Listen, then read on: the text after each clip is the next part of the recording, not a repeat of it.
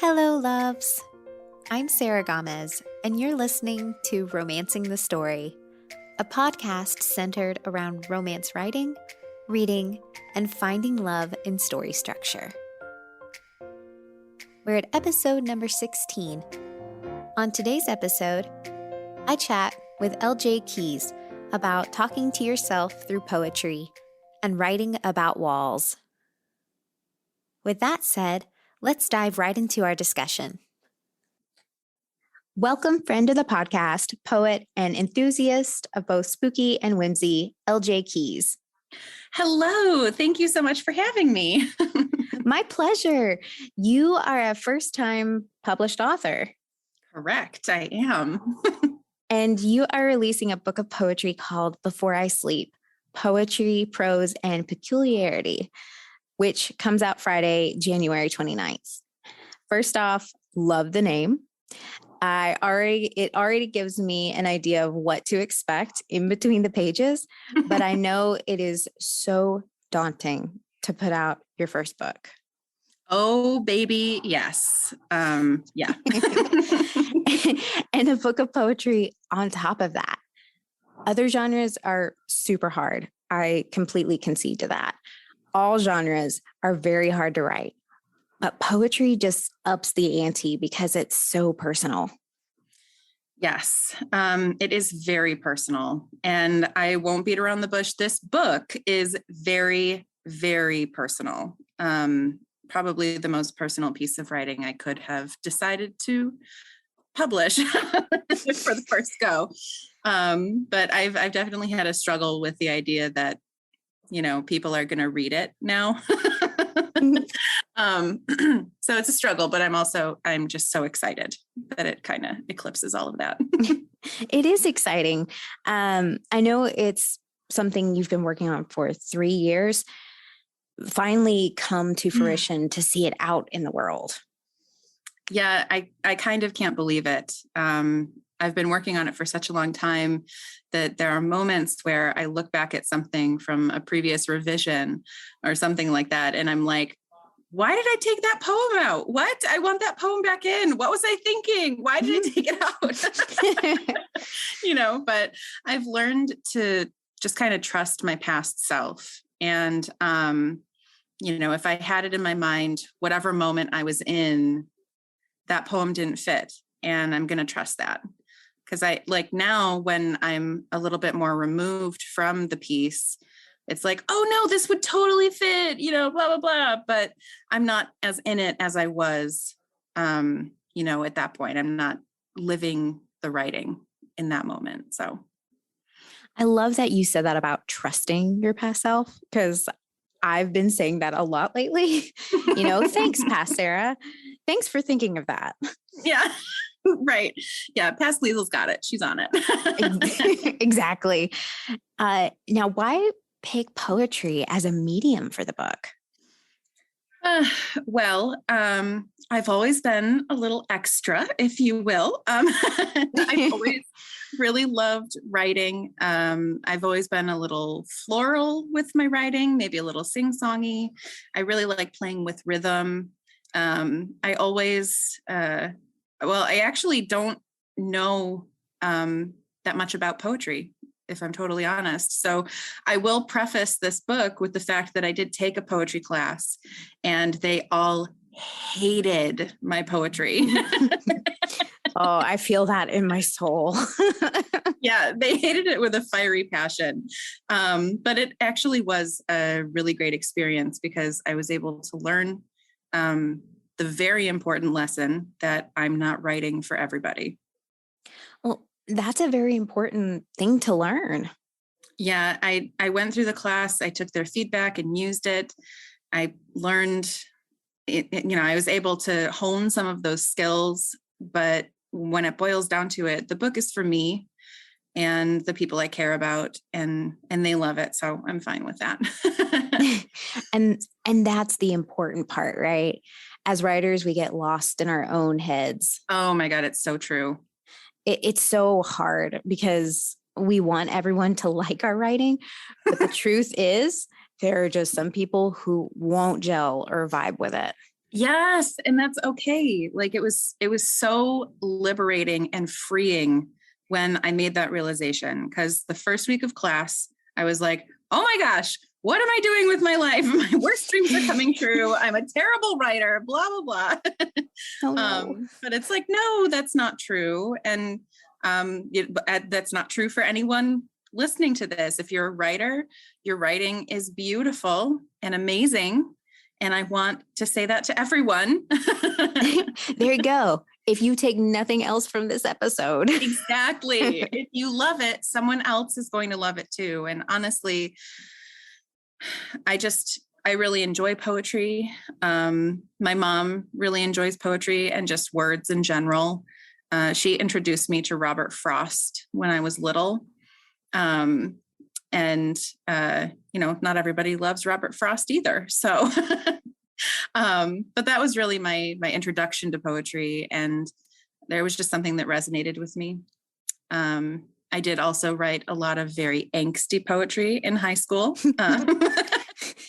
I mean, I think we all did just a little, you know. Yeah, it's really bad. I had a lot of fun going back and reading it recently.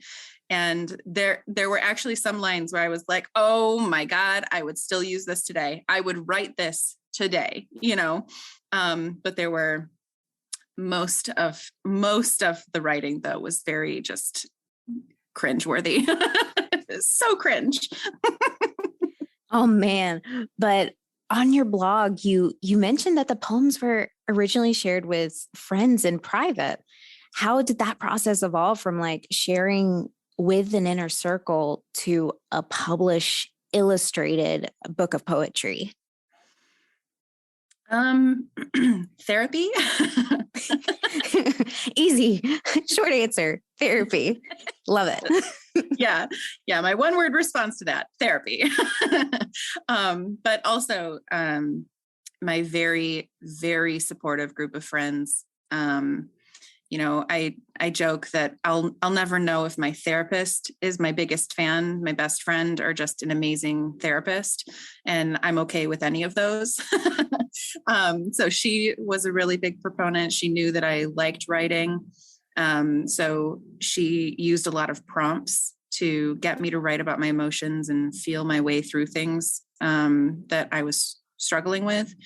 And then I would take my poems into her and read them, and she would be like, oh my gosh, I love that.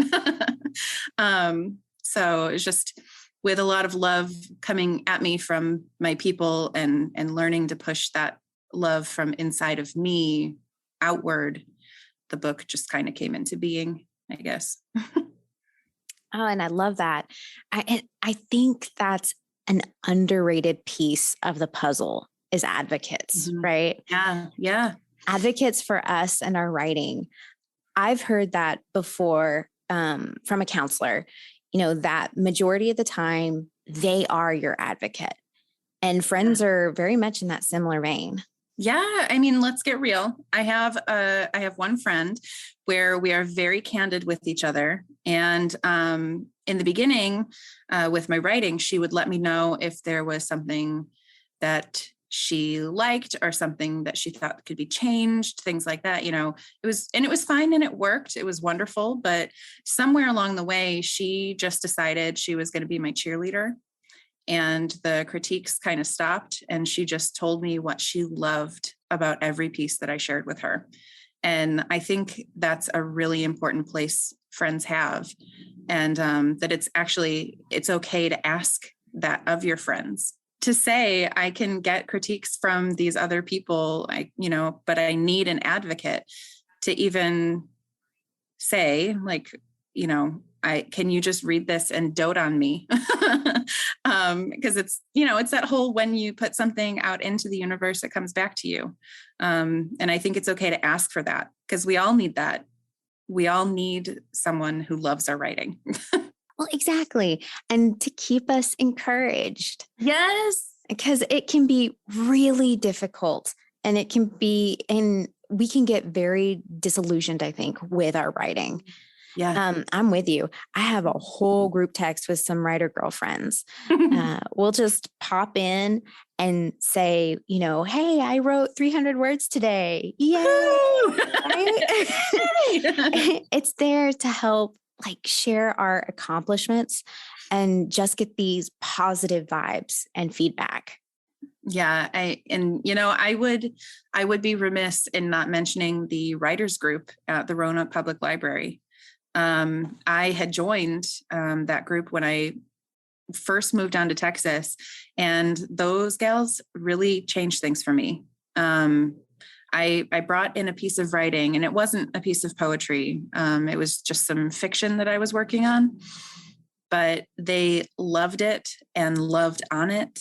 And that was just the kind of group that we had there. We would do critiques, but they were very loving with lots of perspective. And I don't think I would have been able to share my work in the same way with the same confidence had it not been for that group and those people. So definitely big shout out to them. Okay, so here's your PSA to join a writing group if you haven't yet. Yes, join a writing group. And there are different kinds of writers groups. You can join one where you will maybe walk away crying every week, but you know that your writing will be better if that's what you want. Or you can join a writers group where they pat you on the head and tell you how good you did and give you a treat. And that's what I needed. Same here. That's actually how I met my group of writer girlfriends in the group text. The writers group is what changed my mind from making this a hobby to pursuing this as something more serious. It was kind of that light bulb moment for me. Yes, that's exactly what happened in the writers group. I think that that's what a good writers group does. It propels people forward that want to be propelled forward. And there's, any kind of writers group in between too, what we've talked about, So yes, highly recommend. Now, we touched on it a little earlier, but the poems in Before I Sleep are crafted for a rich, visceral experience, all with varying degrees of the psychological. How did you decide on which poems made it into the book? And did you have to cut any? Gosh, it was a really difficult process. I ended up picking poems that I felt pertained to what was happening in the parts, the short story pieces of the book. And I say in the verbiage on the back of the book that the poems reflect pieces of my journey, the author, and Echo, the character in the book, her journey too. And I don't know if you saw the latest remake of Little Women. There's a scene where Jo is a writer and she spread these papers all over the floor. And I was watching this as a writer, like, oh, that would actually be really helpful in certain circumstances. So sure enough, when I was picking poems, I spread them all out on the floor. I actually have pictures of it because I just felt that was also very extra. So Nice.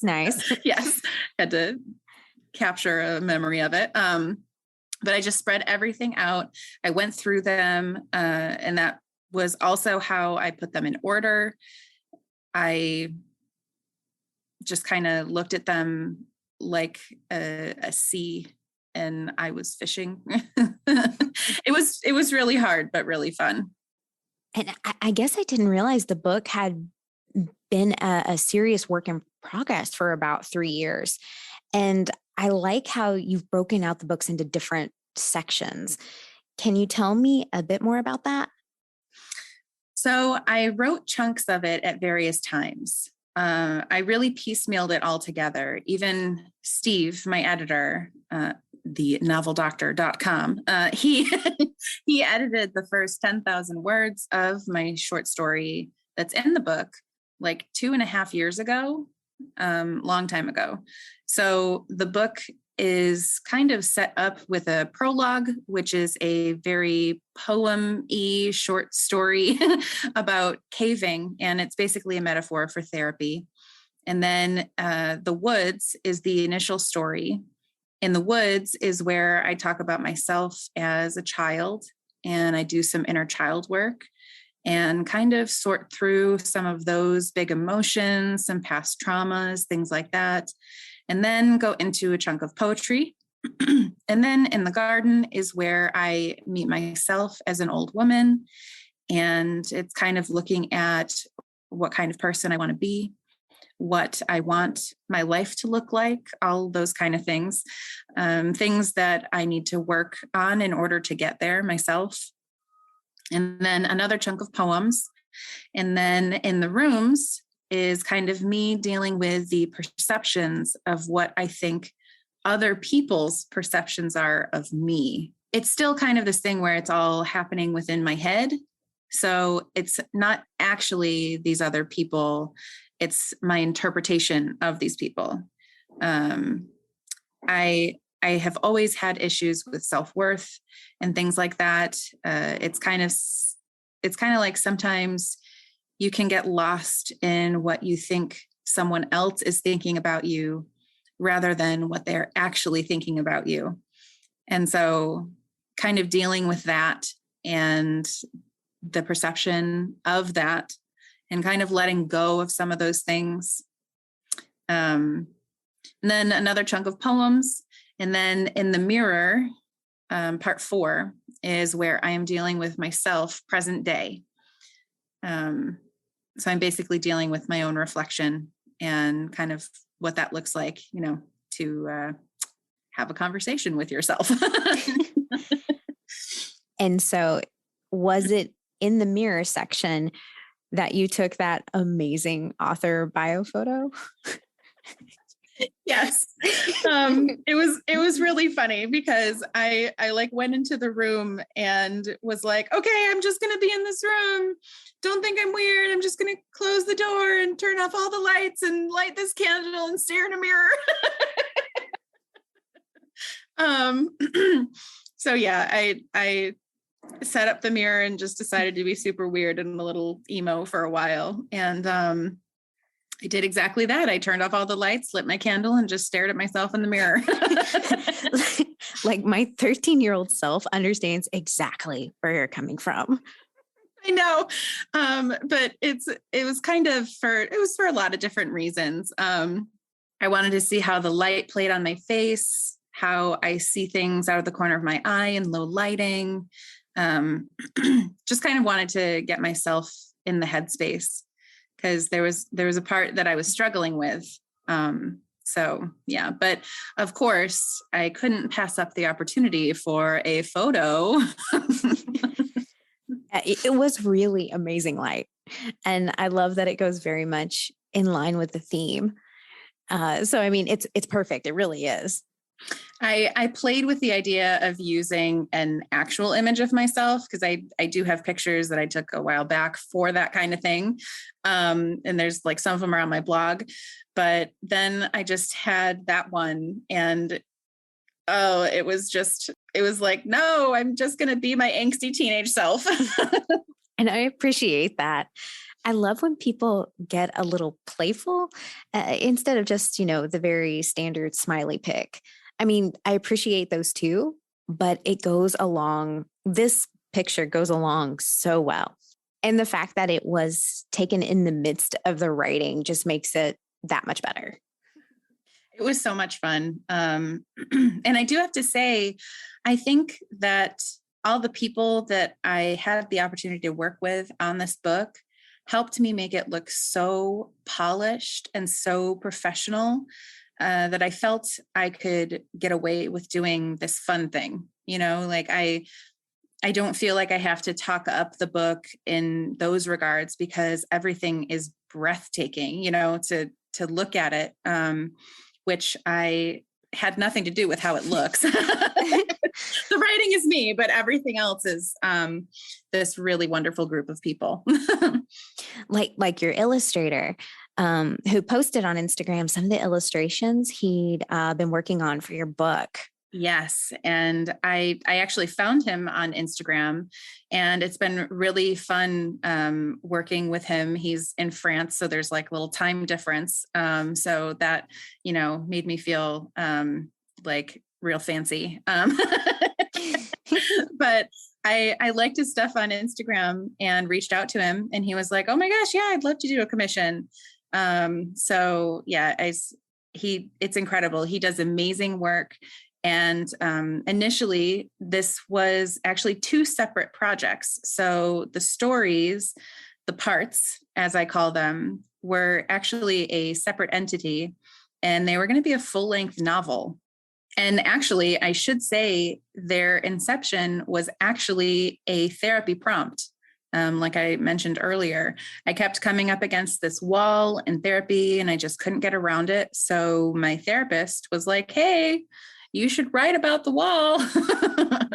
And I didn't know what that meant. I didn't know what that, looked like, whatever. Like, how do I write about the wall? It's there, it's stone or something, whatever. But, I'm extra enough that I was able to just kind of run with the concept. And I ended up writing this story about a girl who's wandering through the woods and kind of gets lost and meets herself as a child. And, she sees the wall before anything strange or creepy, starts happening. And it's so tall, she can't see the top of it. It's so wide, she can't walk, to the end of it. She goes both directions and can't find her way through it. And then she meets this little girl, and the story continues. And I've talked about it in the past that, I got through the wall, and that's all in part one. So now there are 3 more parts after that, which were unexpected. But that's a therapy thing. Like, you always think that this is the layer you're going to be done.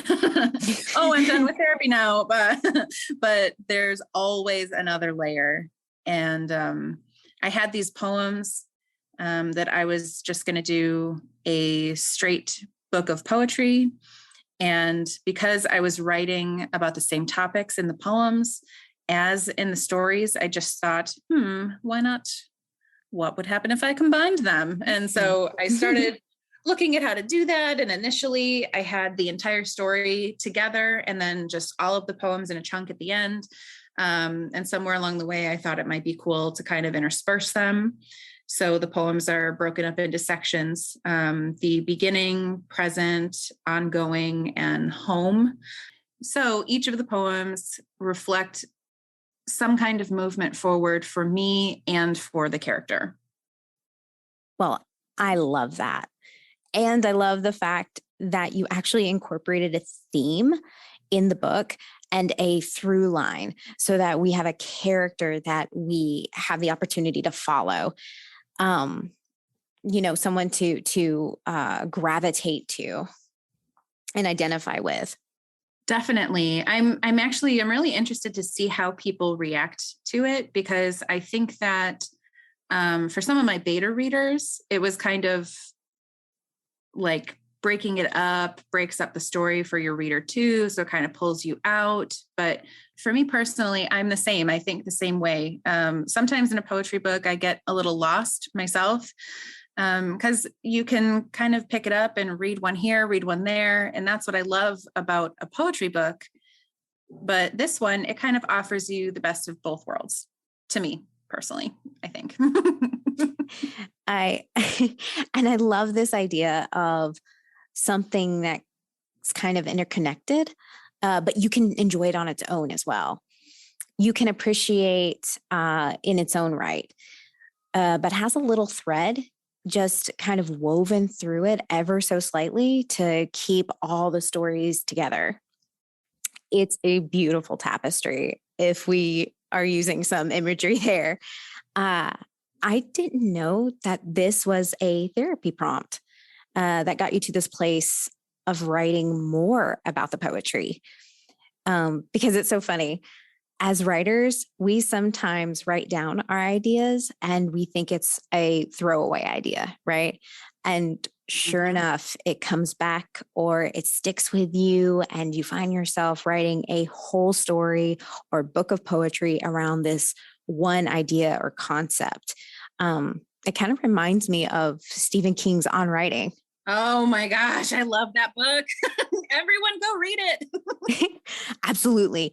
Go check it out at your local library, plug here. It's amazing. But it reminds me of the story of Carrie, his first book that really set his career off.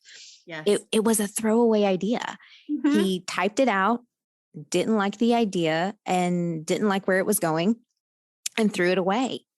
His wife actually fished it out of the trash, read it, and she said, "No, you have something here." It just kind of goes back to what we were saying about having advocates. You think sometimes your ideas or prompts are throwaway ideas, and you need someone to help push you along with, making those ideas come to fruition. Which makes me think, being a writer and all, do you also have a love affair with notebooks or journals? Oh my gosh, it's such a problem. Same. Not only notebooks and stationery and paper, but just like basically all office supplies, because notebooks are definitely the worst. But I will use index cards, Post-it notes, things like that for different pieces of writing. And but for notebooks specifically, I've actually had to pretend that I don't like them anymore, so people stop getting them for me because I have so many right now, and I still buy them for myself too because I'm a crazy person. So yeah, so many. Do you I have the same problem. I completely understand that. Just so many I use. So many. Do you have any tips for capturing those inspirational ideas? I think don't be afraid to take a minute to write something down, because even if you're in a rush to go somewhere, you're in front of people, whatever, you're never going to regret taking the time to write down something really quick. And if somebody makes a big deal about you doing that, you're a writer. And if they're not, maybe they don't understand, but you are, and that's what you do. That's a part of your job, to keep track of those things, I feel, for myself anyway. I also think something that kind of took some pressure off of me is the whole concept that what is for you won't pass you by. And so I'll jot things down and try not to think about them too hard as I'm writing them down, because I know that when they're meant to, they're going to come back up for me. I'll come back to that notebook at some point because it just happens time and time again. I'll forget about something, and then something weird happens, and I clean out my purse and there's this notebook, and it's 3 months after, and I wrote something down, and I'm like, oh my gosh, that would be the perfect poem. But don't put pressure on yourself to write down the exact perfect thing or to use it that day or something like that. You can just jot it down. And that's such a great piece of advice. And I completely agree with you, because sometimes we've actually talked about it on the podcast. Sometimes it's about having that right experience. We have a great idea, but may not be able to write it quite yet. We need the right tools in our tool belt, as Stephen King would say. Yes. And that is basically this entire book. I wrote so many of these poems when I first moved to Texas, and we moved away from all of our family and friends. And I was just kind of secluded, and very in my head and all these kind of things. I just started to make friends here and find a community. it was like suddenly I had the tools to continue that process. And the revisions of the poems were, I mean, for me personally, it was like this epic experience because I wrote these ideas and just got to watch them kind of set on fire in front of me in the most awesome way. Because it was like, I learned this technique, or I really liked this part of the book that I read. So I'm going to incorporate that concept. And I just kind of dove more into writing and more into my psyche, also in therapy. And that just gave me even more tools that I kind of then was able to hone my writing with and, figure out what it was that I really wanted to say to myself. And I think we underestimate that a lot of times, that we have these amazing ideas, but they don't have to be utilized at that very moment. Yeah. I think we fear it's going to, just run away from us if we don't use it at that moment, but maybe we're not quite ready. Absolutely. And again, I feel like it comes back to this, my personal favorite mantra right now: what is for me will not pass me by. Because it is the truth. I know that it probably sounds a little Pollyanna because then you don't have to worry about things as much or whatever. But for me, it's such a good reminder that as you're moving forward, it gives you the freedom to follow your gut. To let yourself be led in a direction. And when that happens, you're going to find the pieces to put the puzzle together. And were you led to a theme before writing, or did it kind of appear during the writing process? It definitely appeared during the writing process because as we talked about, these were all separate entities where I was working through things in therapy and writing about different emotions and all that kind of thing. I mean, if I were to pick a theme, a one-word theme, I would say catharsis. Because over the past 3 years, I have had some big changes in my personal life and some hard things, and learning how to cope with those things, and things from when I was a kid too. And that's something I would love to say to people as well, is that you can have a great childhood and have loving families and loving people in your life, and there are still things you're going to need to heal from. There are still things you will just need to work through because we're all just humans. Our parents are too. And so I think it's a good thing to remember that no one has it figured out, literally no one. And there are just always things that we can take a closer look at inside of ourselves. And that's really what I was doing. In this whole process, I was just peeling back layers of myself and getting to know myself better and learning what makes me tick. And you know what? I think that's why I enjoy poetry mostly, is because it does have the power to look inward as opposed to outward. I feel like when you write a novel or almost any other genre, you look more outward, right, for inspiration. Poetry, though, is like looking of the inward to you. Mm-hmm. And sometimes you're surprised where it goes. Yeah. Honestly, the more random, the better for a prompt. I feel, especially with poetry, that has been some of my absolute favorite things to write, have been when I was just sitting, looking around a room and something caught my eye and I just focused on that thing and wrote a poem about it. It's amazing because even in a short poem, they have a beginning, middle, and end. There's an entire story housed in a poem, in poems. And it's interesting too, because you have to be so much more careful with your words to fit into these certain houses that are familiar within poetry. And I mean, I guess that's another thing I'll say about my book is that it's very non-traditional poetry. But it's really fun when it kind of goes off the rails.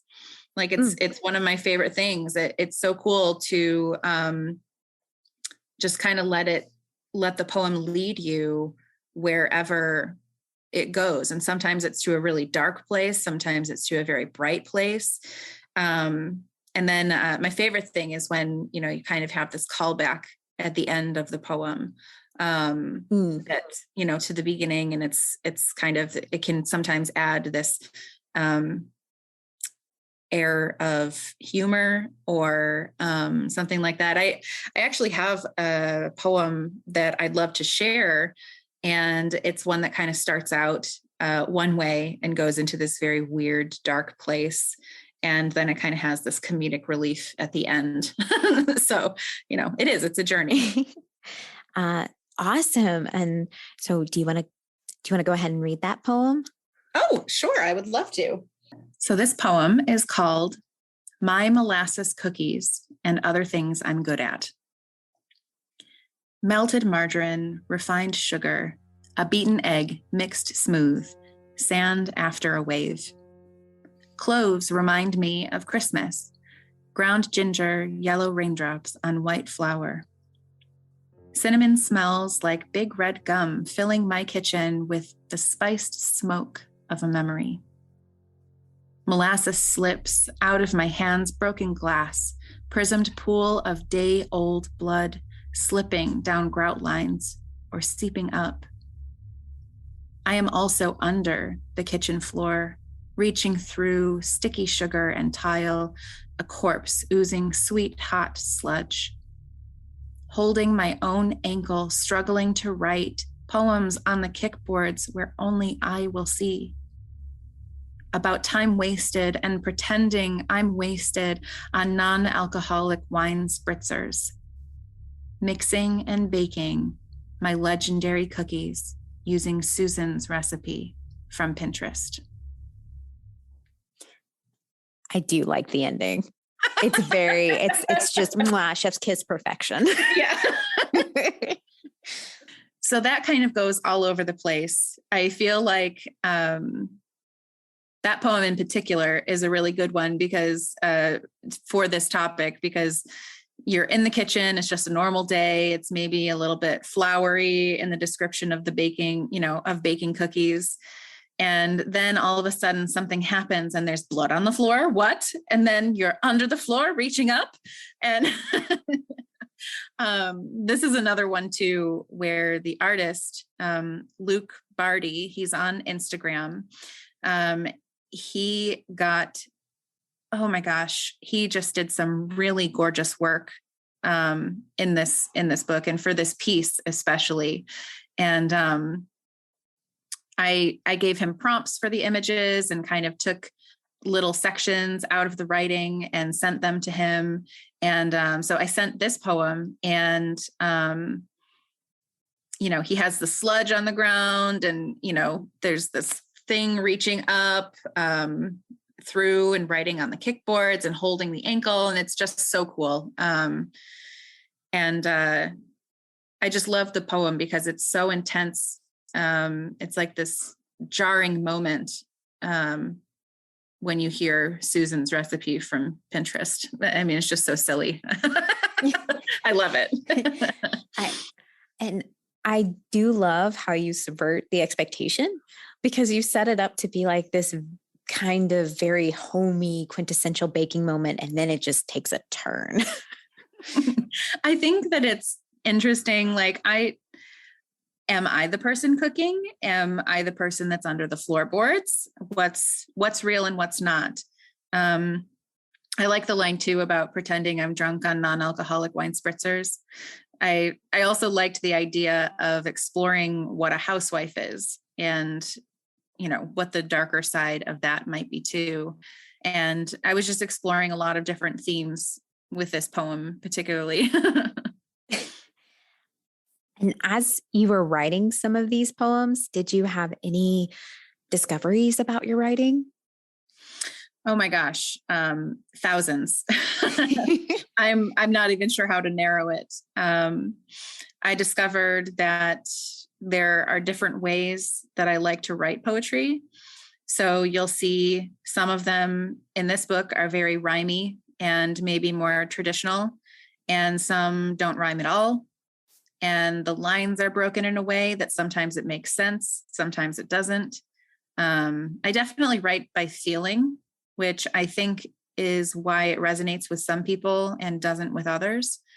But in my experience so far, people that have read it, if they like it, they love it, because it hits you where your feelings are born, or they just hate it because it doesn't follow any of the constructs of poetry.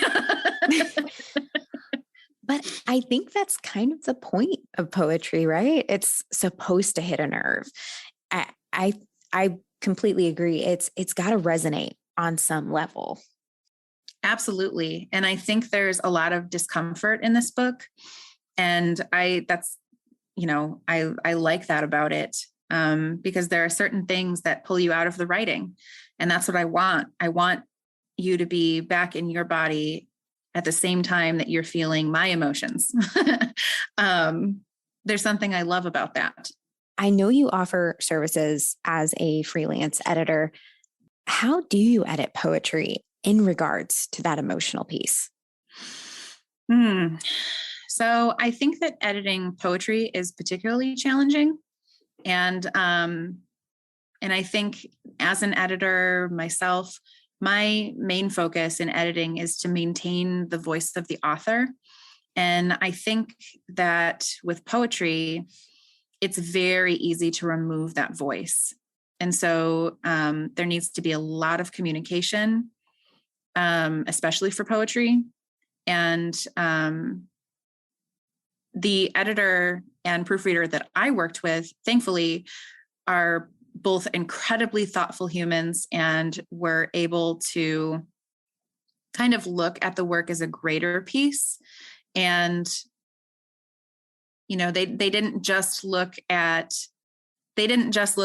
whether it's grammatically correct, but whether you feel it in your heart, so there's different thinking about the rhythm of a sentence.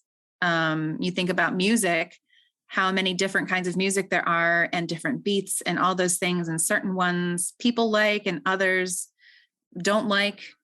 Even some of the beats in poetry, I would receive a suggestion and kind of be like, I can't change that.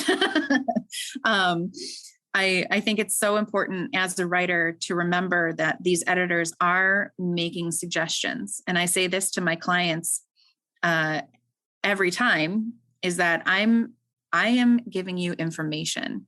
It's up to you what you do with that. You can throw my work out the window if you want. I will not be offended because that's your baby. You have to do what you think is best for the piece. And all I'm doing is giving you this information. And so I think it's also important to remember as a writer that you get to make the final decision. And it's also important to find an editor that works with you, because one editor versus another, you could have a completely different story, completely different poem, completely different book, everything. So taking your time when picking an editor too, I think is good. And I know for me personally, I'm never upset if someone decides not to work with me, because I think that if everyone forced themselves to work with me and we didn't really connect, it would be a nightmare for both of us. So I don't ever worry about that. I think there's plenty of people that are going to click, and, those are the people you work with. And so now that people know all about your poetry, where can they find your book? So I am publishing through Ingram Spark, and I will be posting about it on my blog. There will also be a link through there. So it's www.ljkeys.com. You can also follow me on Instagram. I will have stuff on there. It's at LJ and the Keys. And yeah, I I'm really excited. I can't believe that we're already here. I know, right? It's just finally, after all these years, comes to this moment. Yes. And did you want to shout out anyone else? I do. I would love to shout out some people. So I think you said we were going to put them in the notes of the podcast anyway. So I'll just say Luke Barty, who's on Instagram, did my internal illustrations, and they are just amazing, breathtaking. I love them.